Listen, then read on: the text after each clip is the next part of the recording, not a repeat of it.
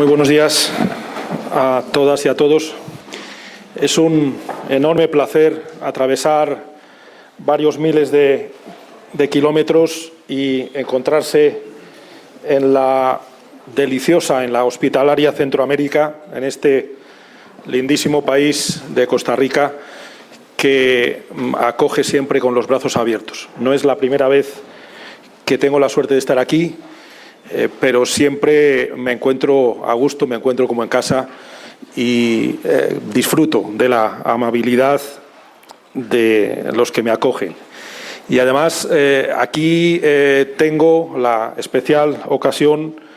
de encontrarme con ilustres colegas de otros países y con ilustres juristas costarricenses,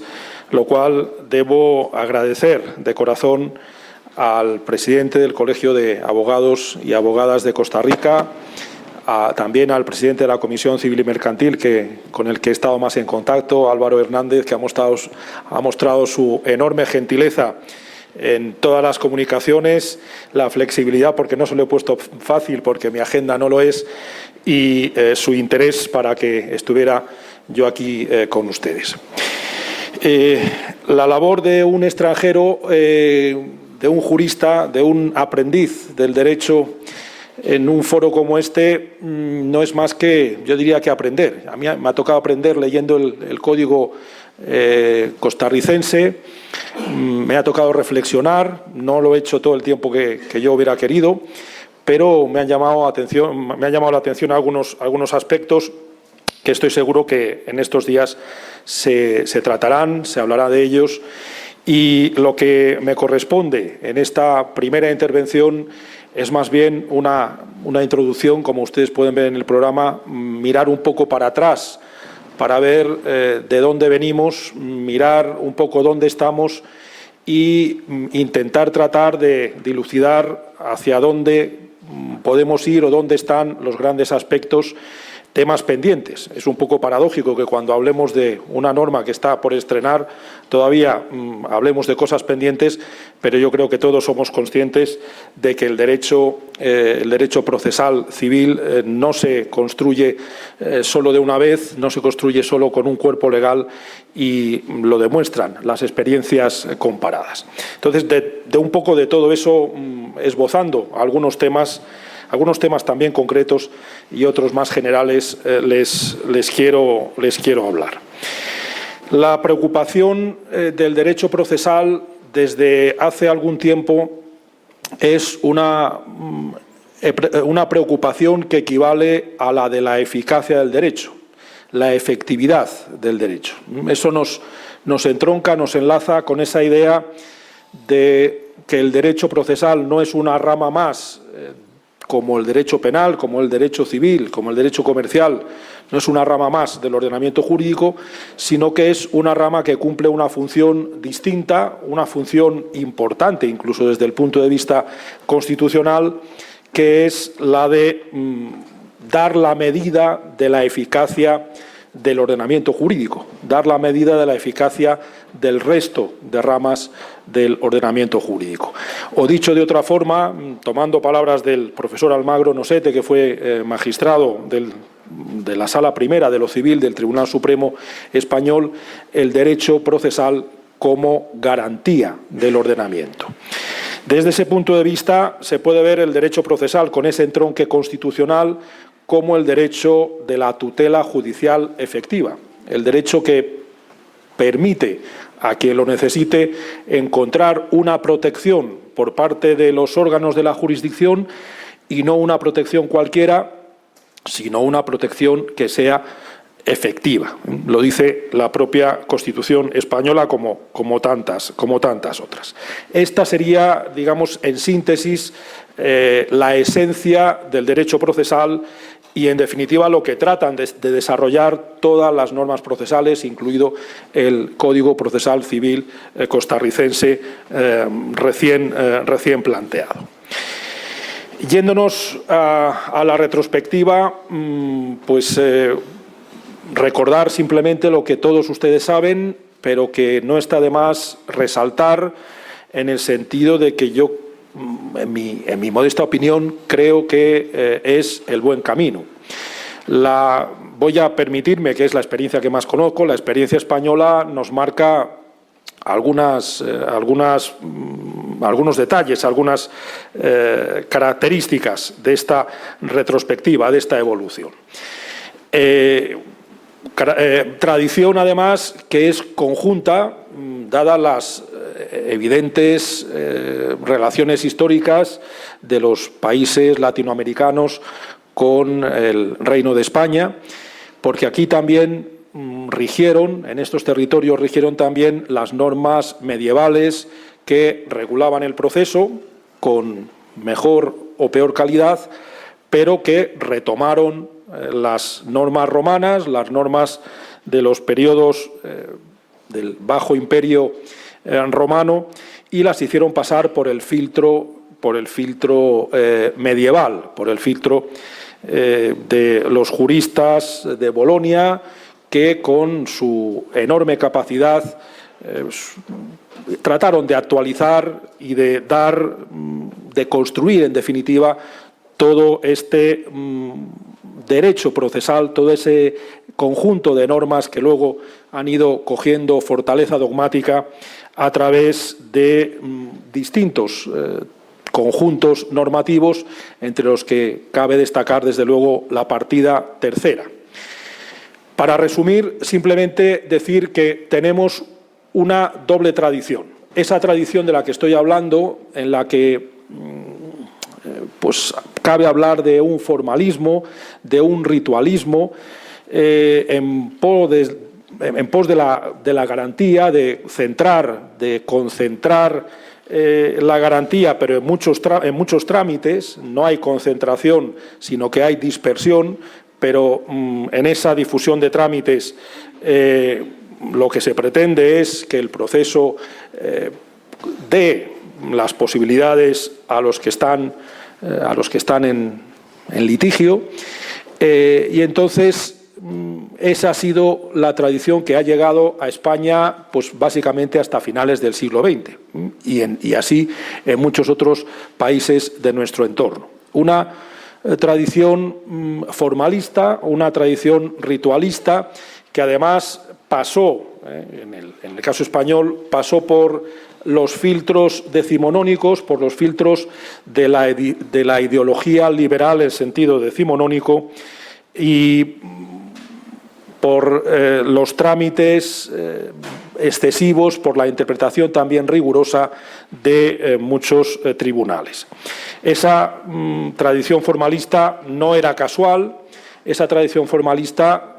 conllevaba toda una serie de intereses creados que ustedes como abogados entienden perfectamente. Los debates que hubo en mitad del siglo XIX en España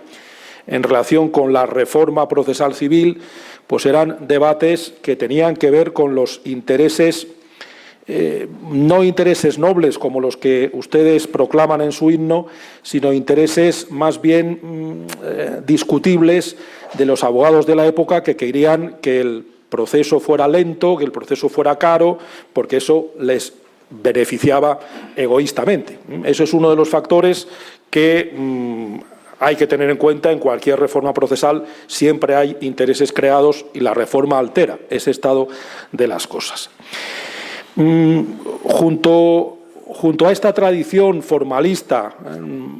demasiado formalista, demasiado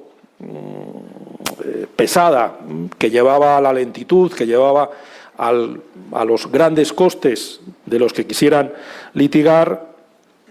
la realidad de los hechos, la necesidad de un proceso más fácil, más rápido, menos costoso, se hizo ver también en la Edad Media. Y aquí está la segunda tradición que también ha llegado a nuestros días y que yo diría que es la que ha logrado triunfar, que tiene, podríamos decir, dos cunas. Una, la del derecho canónico medieval, por ejemplo, el de la saepe contingit, que permitía unos juicios rápidos, una decisión célere de lo que se planteaba a los jueces, y que se entiende perfectamente en el contexto mercantil, sobre todo de las ciudades de Italia de esa época y del Mediterráneo occidental, también de Valencia, de Barcelona, de mi tierra, de Mallorca, en la que el comercio marítimo necesitaba de una resolución rápida de los litigios. Y los intereses egoístas de los abogados de aquella época pues se tuvieron que adaptar, y con la inteligencia de los abogados supieron ver que lo mejor para la justicia y, en definitiva, lo mejor para los abogados no es defender procesos lentos, procesos pesados, sino defender la justicia, que en el fondo es el papel que tienen los abogados, y se trata de construir procedimientos que permitan de la mejor manera llegar a esa finalidad. En el ejemplo español, estas dos tendencias llevaron en la ley de 1881, que rigió por bastante más de de un siglo, esa tradición se concentraba en 4 procedimientos ordinarios. 4 procedimientos ordinarios, número excesivo a todas luces, pero que recogía, por un lado, en el procedimiento de mayor cuantía, esa tradición pesada, lenta de las partidas, de proveniencia romanista, y, por otro lado, unos procedimientos de menor cuantía, procedimiento de cognición y juicio verbal, que de verbal solo tenía el nombre, que para cuantías menores simplificaban los trámites,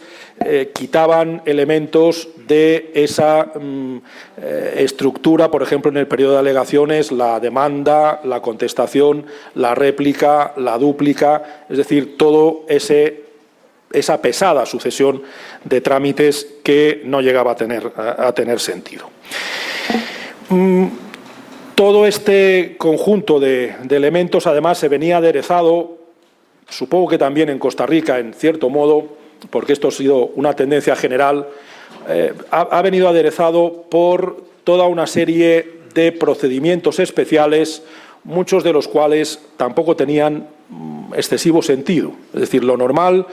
en el último tercio del siglo XX en España fue, cada vez que se creaba una ley especial, una ley civil o mercantil especial, era añadir a algunos artículos que suponían algunas especialidades, bien de legitimación, bien de prueba, bien de trámites, algunas veces de medidas cautelares, lo cual complicaba las cosas y facilitaba a los malos abogados el poner obstáculos, el poner piedras sobre el camino del procedimiento, simplemente con la excepción de procedimiento inadecuado. No es este el procedimiento que usted ha iniciado el que se debe, por lo tanto, volvamos a empezar. Y se ganaba tiempo, con lo cual se quitaba justicia a ese procedimiento. Frente a esa situación, hay 2 elementos importantes que también se dan de manera distinta, con una concreción distinta, pero yo creo que es generalizable la idea para todos los países de nuestro entorno cultural. Por un lado, la concreción de garantías procesales de rango constitucional, es decir, la constitucionalización del proceso, el ver que hay elementos en el proceso que son importantes desde el punto de vista de los derechos fundamentales, y no es el menor el que decía antes, la tutela judicial efectiva. Esa efectividad es parte de esas consideraciones que hay que tener para ver cómo construir un proceso determinado. Y, como no, estamos en San José, entonces hay que hablar también de esas garantías supranacionales. En Europa, el Tribunal Europeo de Derechos Humanos ha tenido unas funciones importantes de cara al reforzamiento de esas garantías procesales, y también la Corte Interamericana ha cumplido está cumpliendo esa función en el ámbito de los países del continente, del gran continente americano. Concretando un poquito más, hay que señalar algunos elementos importantes de influencia en la reforma, en cómo concretar ese aspecto de las garantías en una normativa específica que tiene que regir en un lugar y en un tiempo concreto, en un país determinado, en un contexto cultural también específico. Me refiero al Código Modelo de 1988, Código Modelo para Procesos Civiles que elaboró el Instituto Iberoamericano de Derecho Procesal, constituido por un amplio conjunto de profesores de Derecho Procesal que no elaboraron un texto para ningún país en concreto, aunque la verdad es que luego la República Oriental del Uruguay lo acogió casi literalmente, sino que se trazaron el objetivo, se trazaron el propósito de cómo debía ser el proceso civil ideal, teniendo en cuenta esos parámetros que he ido acumulando en las cosas que he venido diciendo. Problema de la efectividad, problema de las garantías constitucionales, problemas de las garantías, de la adecuación a las garantías supranacionales y sin olvidar el tema de la efectividad. Y ya señaló un modelo procedimental, un modelo de proceso civil concreto para el contexto latinoamericano o iberoamericano, si me permiten incluir también a España y Portugal, tampoco muy alejado de otros ejemplos europeos, con esa doble estructura procedimental, es decir, olvidando la necesidad de que haya 4 procedimientos ordinarios, como tenía nuestra Ley de Enjuiciamiento Civil hasta el año 2000, y simplificando en 2 procedimientos ordinarios como los que tiene el Código Procesal Civil Nuevo de Costa Rica. Un procedimiento ordinario y otro procedimiento que en España se llama juicio verbal, en otros países como el de Costa Rica, el juicio sumario. Pero esa doble estructura procedimental tiene su sentido en cuanto a la simplificación, un primer elemento de simplificación y además otro elemento importante que hay que tener en cuenta porque de manera generalizada se ha ido extendiendo, que es la estructura del procedimiento por audiencias. En el Código de 1988 se planteaba ya el Código Modelo, una primera audiencia, digamos, saneadora, una primera audiencia tendente a evitar el proceso inútil, a evitar que se sigan los trámites y luego se tenga que llegar a una sentencia en la que simplemente se recoja la existencia de un impedimento procesal o la ausencia de un presupuesto procesal, con lo cual se ha perdido el tiempo. Tratar de, cuanto antes, hacer ver, por ejemplo, que no hay en la práctica, que no se han cumplido las normas de un litisconsorcio necesario y que hay que tratar de que comparezcan al proceso todos los que tienen que estar si es que se cumplen las exigencias de una norma concreta. Si debe haber un litisconsorcio necesario, vamos a tratar que se integre cuanto antes el contradictorio y si no se puede integrar, entonces vamos a terminar el proceso cuanto antes. Esa es la idea de efectividad y de garantías que además es llamativa por otro aspecto, porque desde luego en España fue radical, fue llamativo y lo está siendo en muchos de los países que han seguido esa tendencia en todo el ámbito latinoamericano, desde el Código General del Proceso en Colombia, el Código hondureño, que es, por ejemplo, muy parecido a la Ley de Enjuiciamiento Civil española, más recientemente en el Ecuador, en Brasil, que también están en plena reforma, en Chile, que luego nos dirá Diego Palomo cómo están. Han avanzado en la elaboración del texto y, bueno, políticamente se quedaron en discusiones en el Senado, pero la tendencia general es, desde luego, la implementación de esas audiencias, 2 audiencias en el procedimiento ordinario, esa primera saneadora de intento de conciliación, de fijación del objeto del proceso, incluso de proposición de pruebas, y, si es necesaria, una segunda que yo creo que eso sería una de las críticas que, si ustedes me permiten, de manera constructiva, quizás no destaca suficientemente el Código costarricense, que es la esencial. Es la esencial en el caso usual en que haya contradicción acerca de los hechos. Es la prueba, como decía Bentham, el arte de la prueba es el arte del proceso. Por lo tanto, ese es un punto central, es una audiencia importante, una audiencia a la que hay que conceder, y desde luego los que estamos leyendo esos textos concedemos un punto esencial a ese trámite oral, inmediato, concentrado, contradictorio, que es el juicio, que es una de las acepciones del juicio. Una audiencia en la que habrá que plantear cuáles son los hechos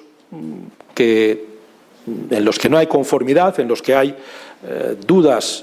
por parte del juez, y, sobre todo, que hay contradicción respecto a las partes, y hay que facilitar que las partes discutan ante el juez o ante el tribunal que va a resolver, para poder llegar a una sentencia sobre ellos. Todo eso nos lleva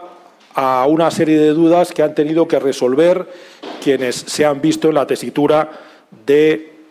escribir un Código Procesal Civil. Básicamente, esa tarea supone la de definir, la de concretar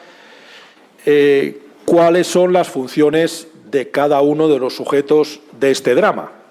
Básicamente, las partes y el juez. ¿Qué puede hacer cada uno de ellos? ¿Cómo se tienen que distribuir las facultades, los derechos, las posibilidades, las cargas? No voy a entrar en el tema profuso de la naturaleza del proceso, pero da igual. En definitiva, se trata de distribuir las funciones de los distintos sujetos procesales. Y en esa tesitura, la duda, si me permiten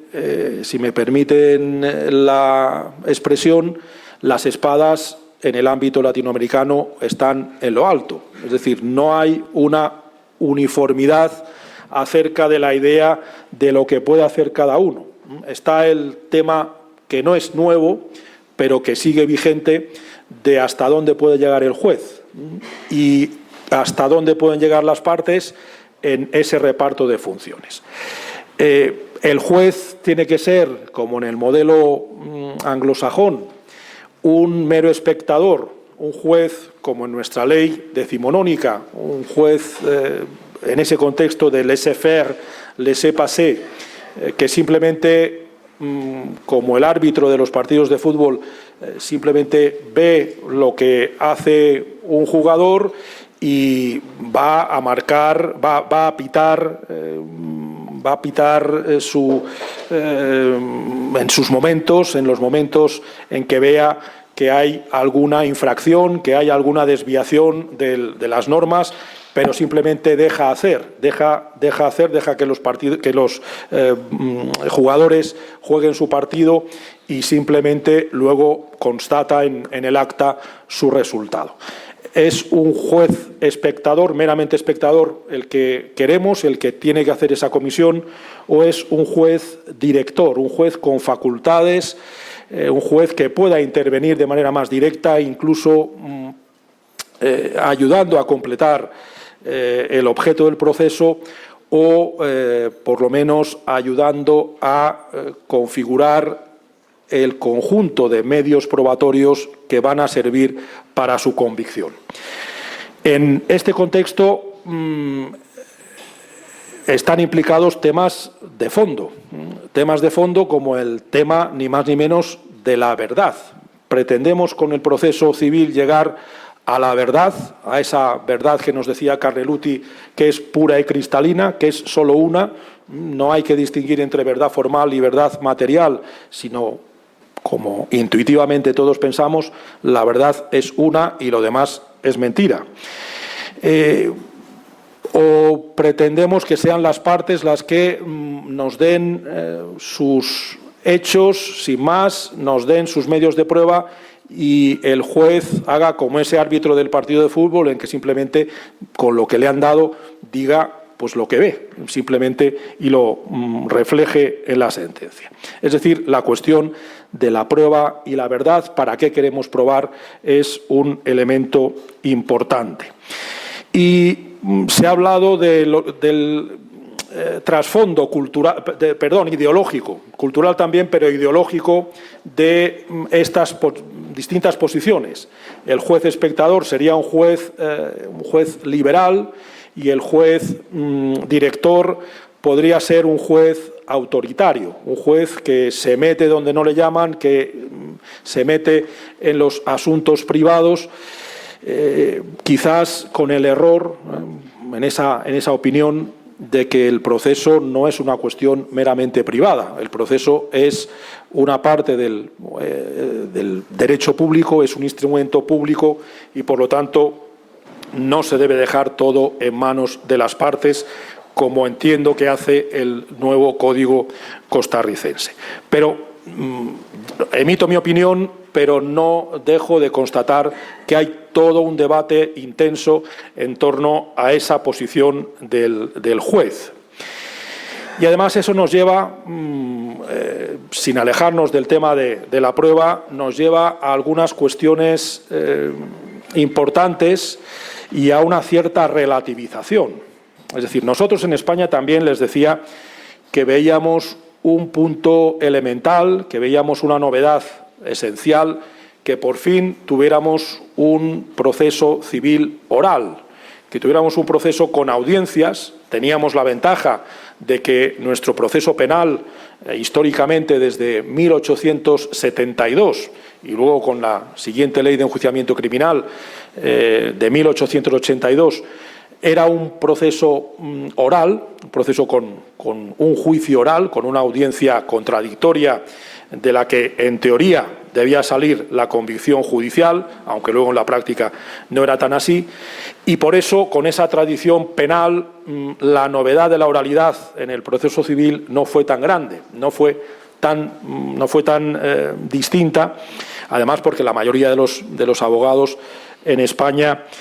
salvo en las grandes ciudades, son abogados, como dirían en Colombia, abogados promiscuos, abogados que llevan asuntos civiles y abogados que llevan asuntos civiles, penales y civiles, porque no pueden vivir solamente llevando uno de esas ramas del derecho.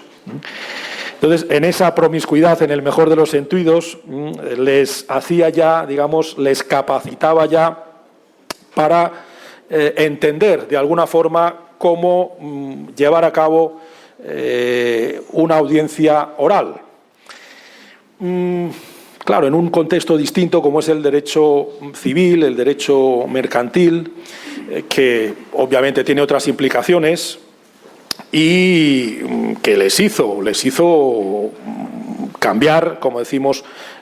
como decimos en lenguaje digital, luego me referiré a él, cambiar de chip, ¿no? Cambiar, porque no es solo redactar una buena demanda, sino luego conocer bien de ella, poder improvisar, haberla estudiado, tanto para el abogado como para el abogado de la contraparte, como para el propio juez, el estar bien pendiente de tener que dar una respuesta sobre la marcha del debate contradictorio que se está dando. Eso es un cambio importante, pero como digo, en el proceso penal ya se estaba dando y no fue tan difícil hacerlo en el proceso civil. Ha funcionado bastante bien, luego lo profundizaré en ello por la tarde, pero de manera genérica, quiero observar ahora algunos elementos, algunas dudas dentro de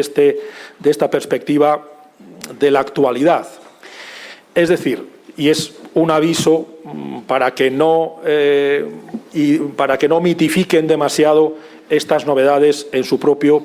Código Procesal Civil. Es decir, la oralidad está bien, pero no está siempre bien. Es decir,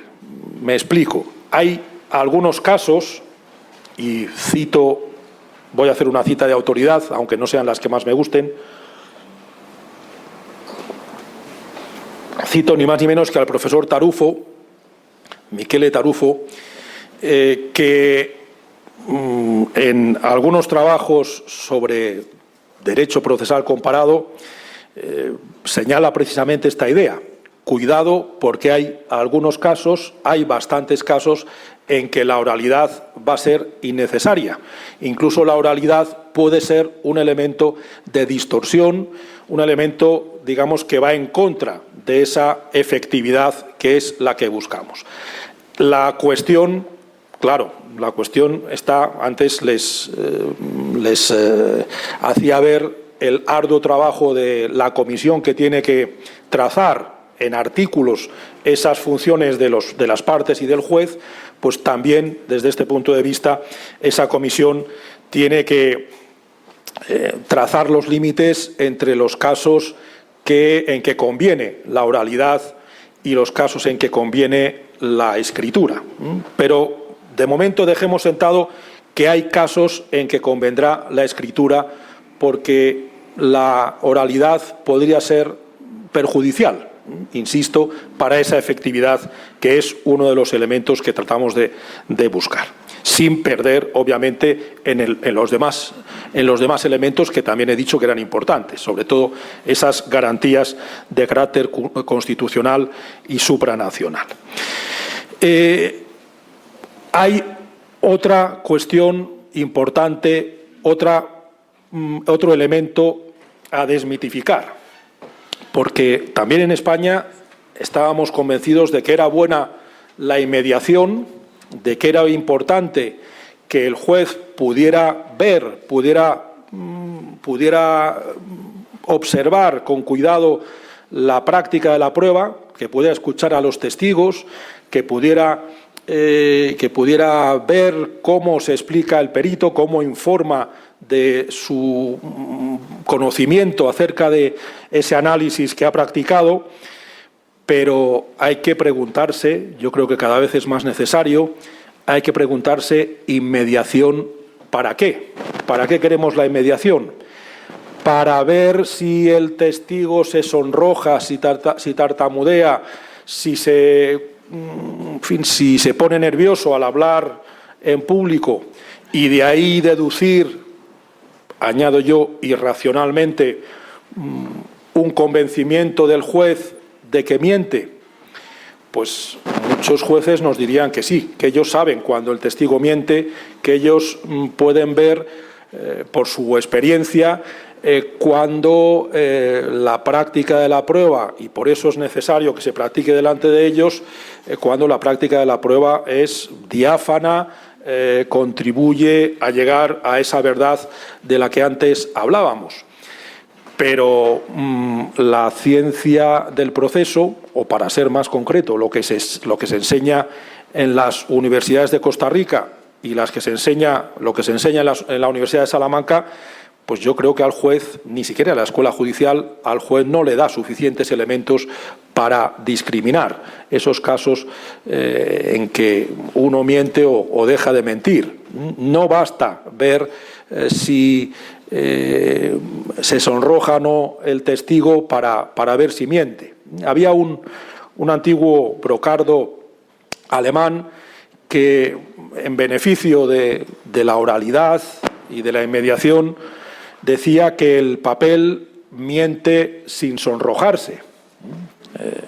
El papel miente sin sonrojarse, por lo tanto vamos a procurar quitar el papel y poner a las personas. Pero ustedes me dirían que hay personas que nadie miente, que nadie miente sin sonrojarse. Es decir, ¿hay gente que miente y no se sonroja? Por supuesto. Lo vemos todos los días en la televisión. Hay grandes actores. Hay grandes actores y no hace falta ser de Hollywood. Quiero decir, simplemente un punto de desmitificación. La inmediación es importante, pero no es la clave del éxito, no es la clave de la efectividad, ni siquiera es la clave de llegar a esa verdad, porque el juez no tiene los instrumentos o las armas psicológicas suficientes, porque es difícil tenerlas, porque hay muchos sesgos que le llevan en sentido distinto, para descifrar realmente esa verdad. Claro, sobre todo si el juez no razona, no argumenta y luego no explica en una adecuada motivación por qué se ha convencido. Es decir, lo que les digo no es que esté en contra de la inmediación. La inmediación y la oralidad, por supuesto que son buenas en los casos en que sean necesarias, pero en esos casos lo que tiene que hacer el juez y lo que tiene que ser la función de la inmediación, en España también se dice que si no hay inmediación es nulo el acto procesal, hasta ese momento, hasta la entrada en vigor de la Ley de Enjuiciamiento Civil, que es nuestro Código Procesal Civil, se hablaba de la presencia del juez, se hablaba de la necesidad de la oralidad, pero no se había previsto la sanción de nulidad para la falta de inmediación. Es decir, es importante la inmediación, pero yo creo que es importante la inmediación para propiciar una verdadera contradicción, no para que el juez simplemente se fije en las reacciones, en si levanta las cejas o no de las partes que se están interrogando, sino en el debate, que se fije en el debate y de ahí racionalice y objetive en la motivación de la sentencia esa convicción a la que llega el juez. Por lo tanto, para resumir lo que acabo de decir, es importante la oralidad y la inmediación en estos casos, pero es necesario contrastarla y relativizarla para lo que efectivamente la queremos, para su verdadera finalidad, que no debe ser esa distorsionada de creer que nos convencemos simplemente con ver a una persona por la pinta que tiene, por cómo viste, por cómo habla, por si habla demasiado convencida o si se sonroja o no. Bueno, eso es uno de los retos que todavía tenemos, ¿no? El introducir, el combinar la psicología y los posibles sesgos con respecto a la convicción judicial y al trabajo que tienen que hacer los abogados. Y aprovecho para decir que el juicio oral no puede convertirse en una obra de teatro. Sí que es importante saber de oratoria, sí que es importante que quien explique las cosas al juez lo haga de manera clara, de manera argumentada, de manera escalonada, porque en definitiva se trata de convencerle, se trata de que luego el juez acoja la argumentación o le demos las bases para que el juez pueda establecer esa racionalización de su decisión. Pero, como digo, dentro de esos límites y sin convertir en mera imagen, en mera fachada, esa actuación del abogado en el juicio o en la audiencia, en la vista oral de que se trate. Este me parece un punto importante y un reto, pero vamos a hablar de algunos retos más que nos quedan, algunos retos, algunos problemas que el derecho procesal tiene planteados y que me temo que ni en España ni en otros países todavía tenemos la clave del sistema, porque son temas que algunos de ellos sobre todo, se están debatiendo, otros ya se van definiendo con mayor claridad. Un punto que en las reformas españolas se ha planteado, y desde luego es un tema que en las reuniones que ha habido en 2015 de especialistas, de procesalistas, ha sido uno de los puntos de discusión importantes, es el valor de la jurisprudencia. Es decir, el valor de la jurisprudencia y el papel que en todo el sistema procesal tienen que cumplir las altas cortes. Es decir, qué función deben tener las altas cortes con respecto a las normas que tengan que aplicar los distintos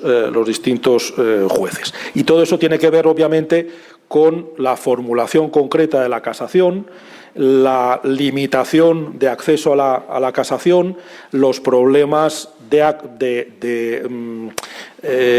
excesiva litigación en las altas cortes. Y claro, todo esto dependerá del contexto concreto, de si estamos en un sistema de altas cortes concentrado de control de constitucionalidad, si estamos en un sistema difuso. Todo eso hay que contrastarlo con el contexto concreto, con las normas concretas, pero es un tema que, por ejemplo, en Brasil se ha planteado de manera muy directa, ya desde hace tiempo, con las súmulas vinculantes, con esos trozos de sentencias o de doctrina jurisprudencial, si quieren, que se entiende que vinculan al resto de los tribunales. Y entonces puede parecer un trasplante de la doctrina del precedente típica anglosajona a un sistema que en principio no la contemplaba. Nuestro legislador del Código Civil, de la reforma del Código Civil de 1974, al hablar de las fuentes del derecho, decía que la jurisprudencia tiene un cierto valor normativo, pero que cumple simplemente una función complementaria en España. Entonces, aquí está ese debate del papel de los altos tribunales con respecto al valor de la jurisprudencia y el acceso o la restricción, como decía, de que los asuntos lleguen a los tribunales, porque está claro que no todos los asuntos pueden llegar a casación, tiene que haber algún tipo de limitación. ¿Cómo contribuye eso a una uniformización de la interpretación de las normas, a una unificación de la jurisprudencia, a una protección de los derechos de los litigantes? Es decir, hay toda una serie de cuestiones que tienen que ver con el día a día de la aplicación de las normas procesales civiles. Y todo esto también tiene que ver con otro reto que se ha planteado y que podíamos resumir, como ya se ha hecho en algunos países, que es el diálogo entre cortes, el diálogo entre cortes o incluso el choque de trenes. Yo sé que en Costa Rica tiene competencias de control constitucional una de las salas de la Corte Suprema, pero en España, por ejemplo, el Tribunal Constitucional está por fuera de la jurisdicción ordinaria. Es un tribunal especial constitucional, lo cual ha dado lugar a ciertos choques ya hace tiempo con respecto a hasta dónde puede llegar en el control de respeto a la Constitución el Tribunal Constitucional con respecto, por ejemplo, a la Sala Primera, que es la Sala de Casación Civil del Tribunal Supremo en España. Estoy recordando un caso en que a una conocida, un personaje público, a una conocida protagonista de la vida de las revistas semanales, tuvo un problema, tuvo un conflicto en relación con su derecho al honor. El Tribunal Supremo dictó una sentencia y el Tribunal Constitucional retocó del todo esa sentencia de un modo que sentó no mal, sino fatal a la Sala Primera del Tribunal Supremo. Se planteó ahí hasta dónde puede llegar la función de control de las garantías constitucionales y hasta dónde llega esa función del Tribunal Supremo de la casación o de ser el Tribunal Superior de la jurisdicción ordinaria. Y todo esto además choca con otro elemento que antes mencionaba. Es decir, ya no podemos detenernos en el contexto del ordenamiento interno, sino que tenemos luego tribunales que por fuera de las fronteras nos van a decir incluso si el Tribunal Supremo y el Tribunal Constitucional, en el caso español, han hecho bien o no su trabajo. Me refiero al Tribunal Europeo de Derechos Humanos. O en casos especialmente llamativos, el Tribunal de Justicia de la Unión Europea, que en dos casos concretos en estos últimos años le ha dicho al juez civil español: usted está haciendo mal dos cosas.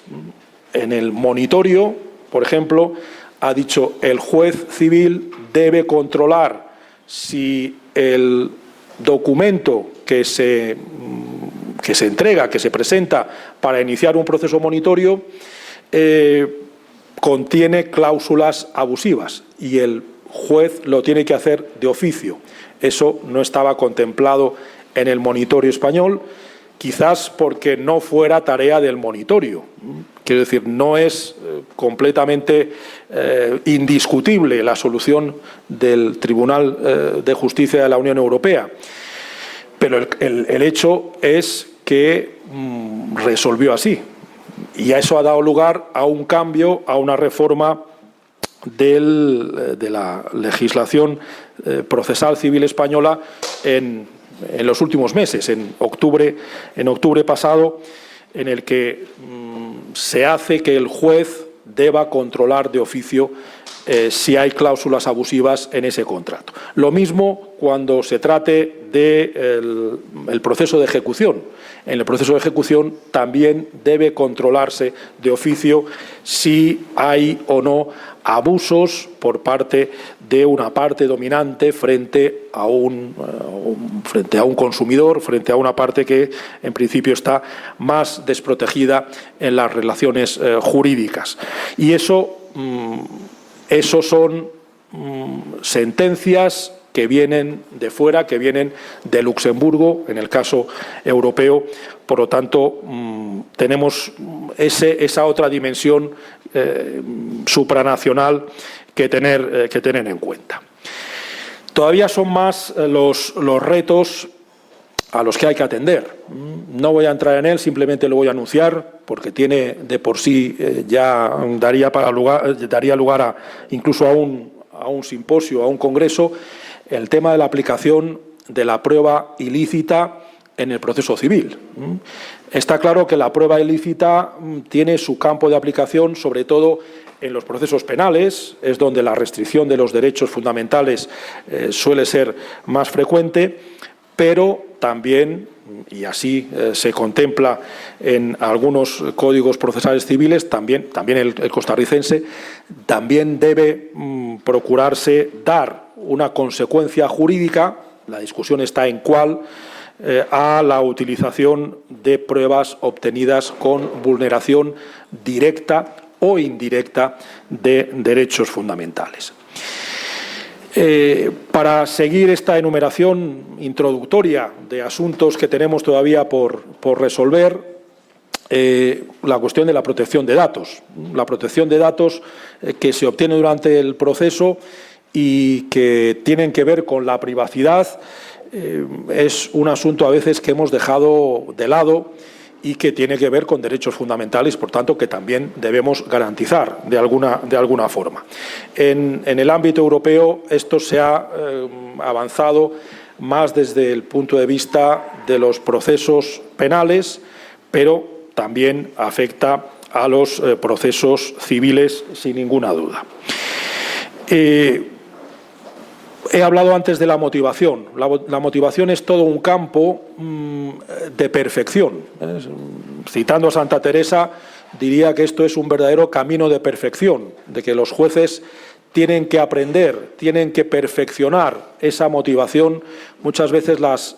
motivaciones, las explicaciones racionales de su decisión son excesivamente escuetas,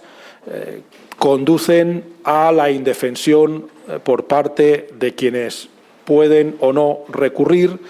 y, en en la práctica es necesario que se perfeccione esta cuestión de la motivación. Novedades en materia de prueba, aparte del modo de practicarla, de la inmediación, de la oralidad, de la concentración.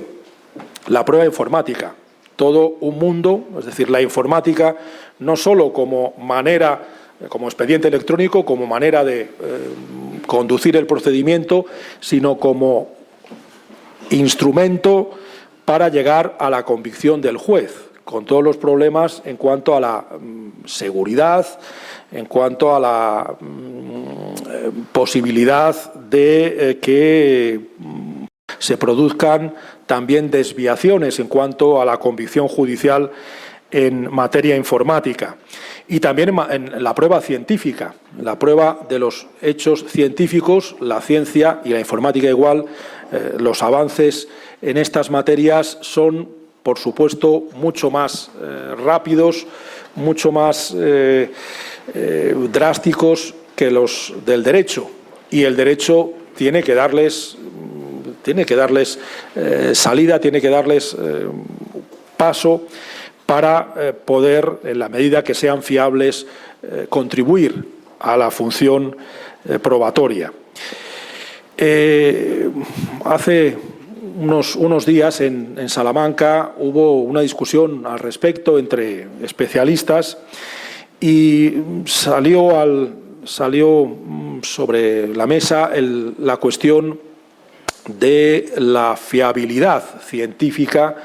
de algunos medios que muchas veces tenemos por indiscutibles. Desde luego, la prueba y la convicción judicial no llega nunca al 100%, pero se supone que debemos llegar en esos aspectos a un porcentaje suficiente como para que el juez tome una determinada decisión. A partir de informes de científicos forenses de los Estados Unidos de América, se comprobó que esa fiabilidad la tiene solo la prueba del ADN, no del 100%, sí de más del 99%, pero que otras pruebas científicas todavía no han alcanzado un nivel fiable como para contribuir de manera indiscutible a la convicción judicial. Y eso se complica todavía más con respecto a la neurociencia. Eso sí que es un reto de futuro, porque los procesalistas tendremos que tener en cuenta las conclusiones y las consecuencias que se deriven de lo que vayan descubriendo los neurocientíficos. Algunos neurocientíficos opinan que es descriptible, es perfectamente descriptible a través de mecanismos fisiológicos la formación de la voluntad en el cerebro. Si eso es así, pues lograremos tener un instrumento importante para convencer al juez para utilizarlo en vía probatoria, pero a lo mejor también llegamos, como se decía en este encuentro en Salamanca, llegamos, mejor dicho, a poner en discusión ni más ni menos que auténticas ramas del derecho en su conjunto. El problema del dolo, si resulta que simplemente es un mecanismo fisiológico, esto puede llevar a problemas y a discusiones de fondo grandes. Otras cuestiones importantes que están pendientes. Sé que están pendientes en Costa Rica, sé que estaban en el anteproyecto del Código Procesal Civil, el tema de los procesos colectivos, la importancia que tiene en una sociedad de masas que se implementen técnicas colectivas de protección de los afectados o de protección de intereses de los que no podemos decir que haya un afectado directo, concreto, pues es importante darles salida, darles también una configuración legal con las suficientes garantías, optando entre diferentes opciones, pero es, en definitiva, un reto que también quería poner de manifiesto. Sigue siendo también un reto, no es del todo nuevo y desde luego en los últimos años ha tenido una gran expansión toda la cuestión de las ADR y de las ODR, es decir, de los mecanismos alternativos de resolución de disputas que a veces, muchas veces, se han visto como el problema de la justicia. La justicia no funciona, la justicia es lenta, la justicia es cara, pues vayamos a utilizar medios como el arbitraje, medios como la mediación, como la conciliación, de los que se hablará en mesas posteriores y que pueden tener su sentido, pero que tampoco son la solución de todos los males. Es decir, hay ciertos conflictos, ciertos litigios en los que sí que puede tener sentido esa aplicación de mecanismos arbitrales, de mecanismos de mediación, pero tampoco podemos entender, ni los abogados, como ocurre a veces en España, que parece que va a ser la solución a la existencia de demasiados abogados. Muchos abogados han visto la mediación como la solución a su oscuro futuro profesional que les puede resolver su vida en los años que les quedan por trabajar. Es decir, no es, desde luego, quiero también desmitificar esa vía alternativa, siendo consciente que tiene su ámbito de aplicación. Y, desde luego, más todavía cuando se habla de ODR, es decir, de aplicación de vías online, por ejemplo, de mediaciones que facilitan la llegada a acuerdos y que, desde luego, evitan la judicialización de algunos de los conflictos, pero no deben servir de coartada todos estos mecanismos alternativos para no hacer lo que ustedes han hecho, tratar de que funcione la jurisdicción, tratar de que funcione la justicia civil. Y para no cansarles demasiado y dejarles quizás uno de los asuntos que más preocupa a algunos grupos de juristas españoles, creo que tenemos un enorme reto relacionado con esta tendencia a una cierta privatización de la solución de conflictos, la globalización y la difuminación, en cierto modo, de la jurisdicción, con la existencia de estos acuerdos. Se está planteando en Europa un acuerdo entre la Unión Europea y los Estados Unidos de América, en ese contexto de globalización económica, que van más allá de lo que entendemos por proceso civil, por jurisdicción. Y eso yo creo que es un reto preocupante. Se está negociando el acuerdo transatlántico sobre comercio e inversión, el llamado TTIP. Parece ser que en este proyecto de tratado, de convenio, de convención internacional, se establece un mecanismo de resolución de controversias específico que va, en la línea de muchos arbitrajes internacionales que intentan eludir la jurisdicción de los Estados porque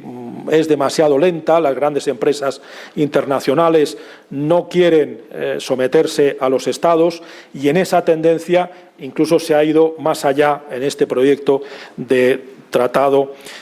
transatlántico de comercio e inversión. Se llama el ISDS, el Investor State Dispute Settlement, por el cual las empresas pueden emprender acciones legales contra gobiernos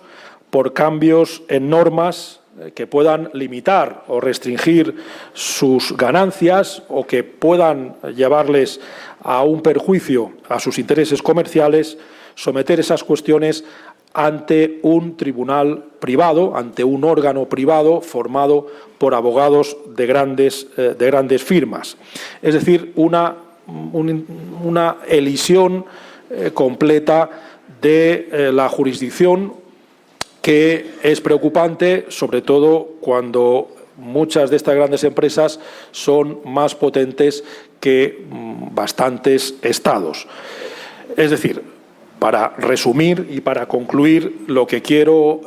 decir con toda esta intervención, volviendo a lo que decía al principio,